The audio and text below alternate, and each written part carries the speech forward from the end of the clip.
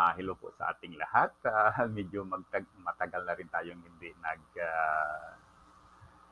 gumawa ng video. Ah, Sana tulungan naman ninyo ako sa YouTube channel natin. I-like naman at saka please subscribe. Sabihin din sa mga kaibigan. Okay? Bali, ilang weeks na. Kasi kung minsan talaga, discouraging din. Nag-i-effort ka pagkatapos walang nag-view-view. Okay? Ngunit, sige, ganun pa man, kahit na walang mag-view, tuloy-tuloy tayo, ano? Kasi ako ay naniniwala na bilang Pilipino, lalo sa mga panahon ngayon, dapat tayong mag-voice out ng ating mga opinion, yung ating mga insights sa mga iba't ibang issue that affect us. Okay. Tulad ng sinabi ko noon na tayo po ay retired public school teacher. Nagturo tayo ng more than 32 years. Ngayon, may isang issue na na-trigger yung natin, yung isip natin. Kaya yan, gagawin natin ang vlog na ito. Kasi gusto ko ring ma-share yung aking insight ukol sa issue na ito, no? Okay, ang issue na ito tungkol sa DepEd ay yung doon sa balita na bumaba raw yung enrollment sa public school system natin. Ang ang yung decrease ay parang more or less 2 million. So napakalaking napakalaking number. Kasi ang population natin ay tumataas. So therefore, yung population o yung number of enrollment dapat din na tataas din. Okay. Ngayon, kung may pagbaba, so in other words, maraming mga kabataan ang hindi na nag-aaral, hindi na sila interesado sa education. Whereas, siyempre, napakahalaga ng education, lalo-lalo na sa mga kabataan, para talagang ma-sustain yung whatever development sa bansa natin, ang ako ay naniniwala na ang number one key to development ay yung education ng mga tao. At hindi lang yung skills, yung knowledge and skills, yung sana mahasa din yung isip nila na mag-decide ng tama. Just like for example, during election, yung magboto sila ng tama and so on, Okay. So, ayon sa news na yan,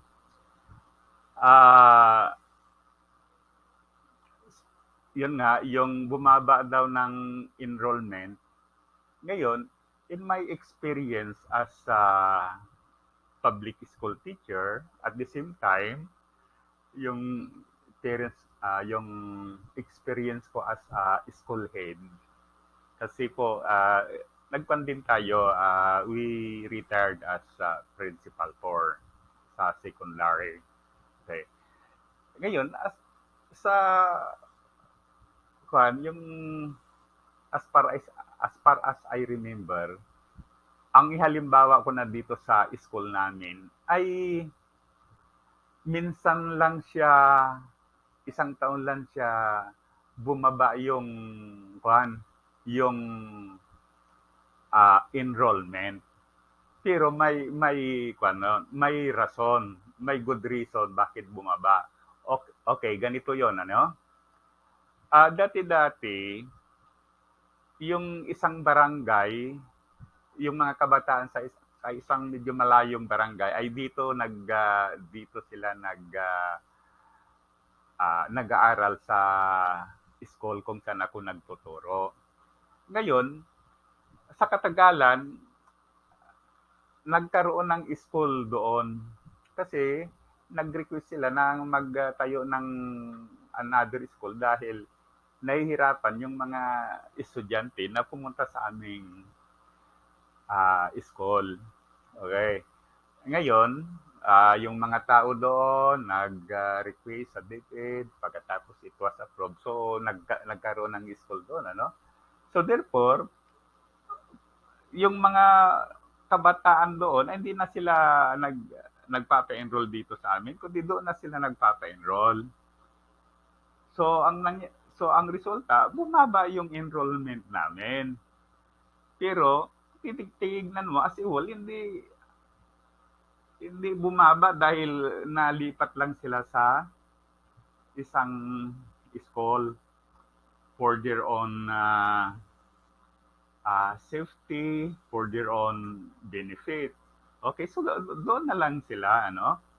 So constant naman ang yung enrollment after that year, uh, based doon sa yung present enrollment noon, then medyo tumataas, hindi kuhan. Okay, so yun ang rason. Sa school lang namin, but din 1 year lang, ano? Okay. Ngayon, sabi ng ating DepEd Secretary ay bumaba daw yung enrollment nationwide dahil sa mga rallies, dahil doon sa mga demonstration na nangyayari kung saan hindi nagtuturo yung mga teachers. Okay. God is my witness. More than 32 years ako sa DepEd. Noon pa, nag-start kami, DEX pa, Department of Education, Culture, and Sport, pagkatapos kinawang DepEd, ano? So, more than 32 years ako doon. Hindi ko naranasan na hindi nagturo dahil may mga rallies. Ganon din sa mga kasama ko. Okay. Siguro sa mga ibang lugar sa Metro Manila, ganun ba din,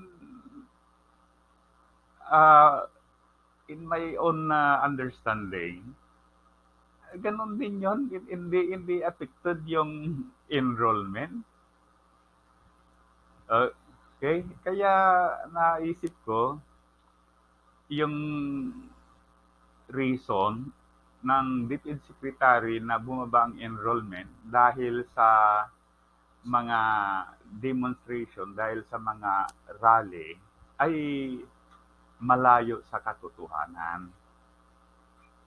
Hindi nangyayari yon sa aking observation, sa ating pananaw. Okay. Nagtataka ako kung saan niya nakuha yung data na yon. O mayroon bang survey na ganon ang cause ng yung decrease in enrollment? Sa palagay ko, napakalayo sa reality. Based sa mga observation ko, based sa mga analysis ko, based sa mga data na nakukuha natin, at based din sa yung mga result ng home visitation, yung pag-uusap sa mga local officials, yung pakikipag-usap natin sa mga parents as well as students and some government agencies.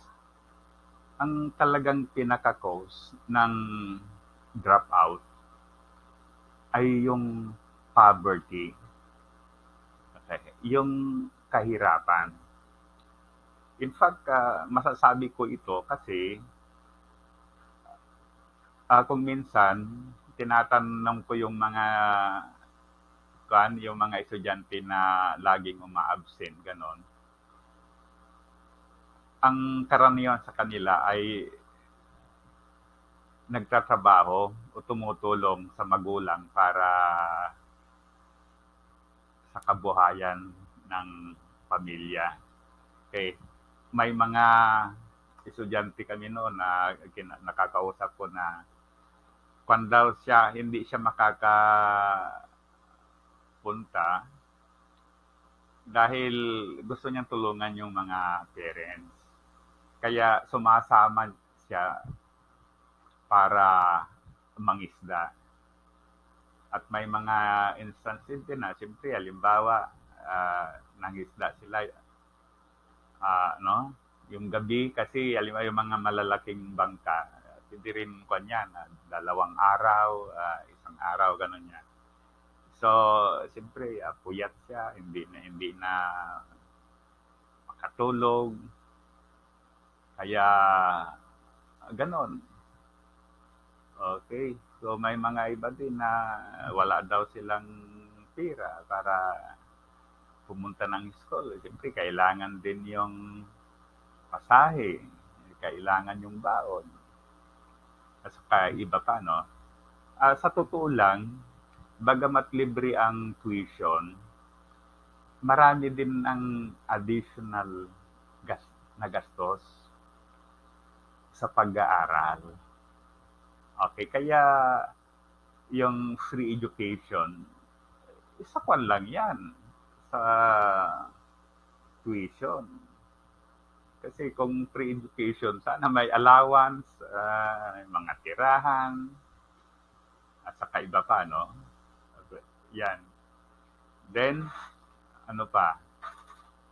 Yung family situation. Okay.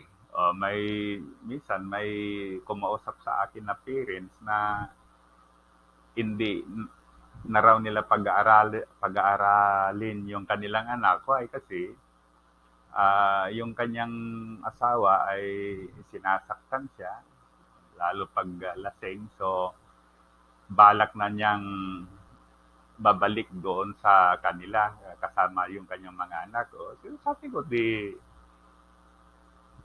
kung ganyan talaga, bagamat tinulungan pa rin natin na kausapin yung barangay captain, na kausapin yung asawa, ganon. Pero talagang lumapit din, ano. Okay. So, marami pang mga rason based dito sa amin. Talagang wala naman yung armed conflict na yan. Yung poverty. Okay, siyempre simple lang naman ang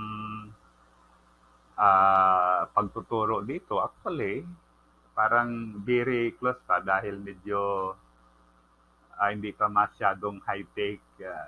Malapit-lapit pa rin yung parang relationship ng mga teachers doon sa mga estudyante. Yung tinutulungan yung mga estudyante. Kaya,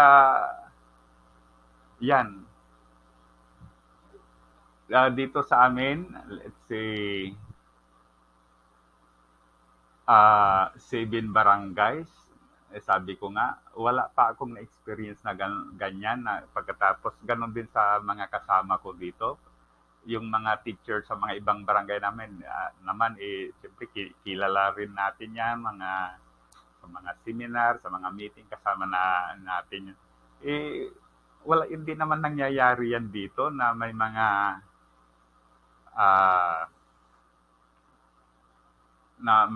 may mga rallies kaya hindi nakapagturo yung mga teachers. Hindi nangyayari dito sa mga probinsya. Okay. So, yun ang na-observe natin. Okay?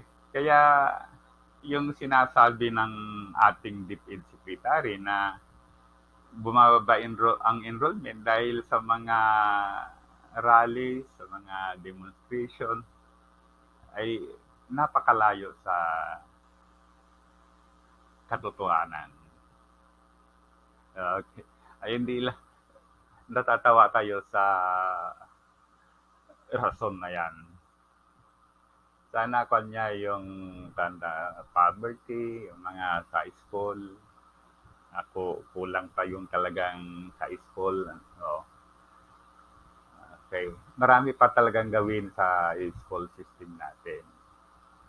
Ang dreams ko, bagamat wala na tayo sa serbisyo, sana lahat ng mga school ay may covered court, mayroong mga laboratory, may mga industrial art building, may mga school nurse, ano pa, kumpleto yung may school canteen. It's a room. Ganon ang dream